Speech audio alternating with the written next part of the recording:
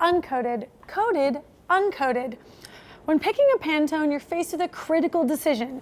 And I hate to do this, guys, but I've got to. This entire episode is one big flubber. Here's why. The same color ink can look completely different on a glossy material than it does on a matte material. And before you order thousands of boxes, you want to make sure you've specified it correctly. This is a big deal, guys. So let's do this thing.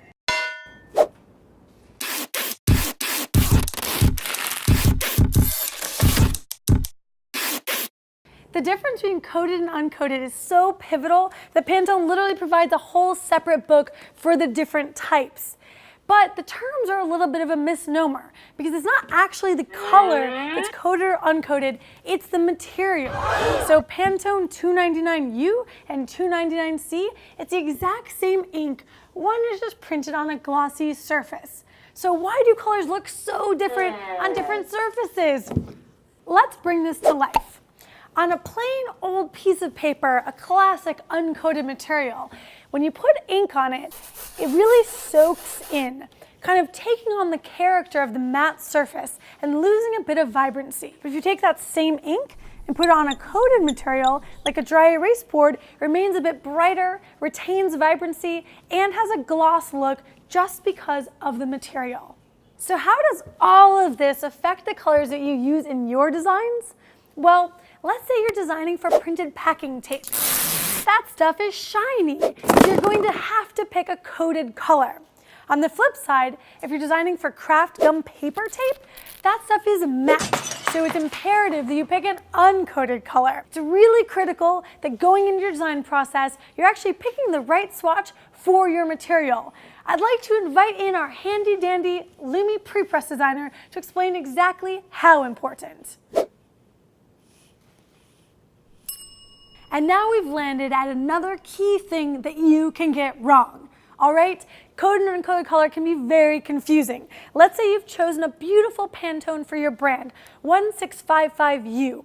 And it looks beautiful on your business cards, and it looks beautiful on your matte boxes. But when you go to make a glossy brochure, you may have to pick an entirely different Pantone in order to get it to look similar to your eye. Keep in mind that this isn't cut and dry, folks. Color takes matching, and you want to make sure you like how it looks. Here's another fun fact for you guys. Light and dark colors are not created equal, and it's not just because they look different. Light colors have less pigmentation and more transparent pigments in the mix, and that makes them less prone to look wildly different on glossy and matte surfaces. So if your brand color looks kind of like this, you might not see a huge shift, but if you're down here or you're trying to have like a rich navy brand color, you're gonna really have to be careful about your coated and uncoated color choices.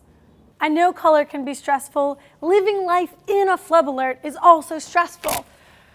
Let's take things down a notch, guys. The good news here, if you're feeling like, how could I ever know what my color is going to look like on my final material, is that there's something called a color drawdown. Most printers and manufacturers and packaging partners can help you get one for your idea. And it's your actual ink color used on your actual material so you can see what it's going to look like.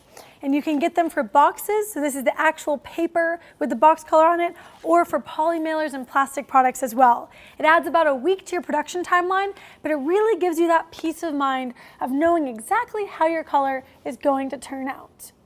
When it comes to coated and uncoated, there's no right or wrong answers. It comes down to personal taste. Uncoated, coated. Uncoated, coated.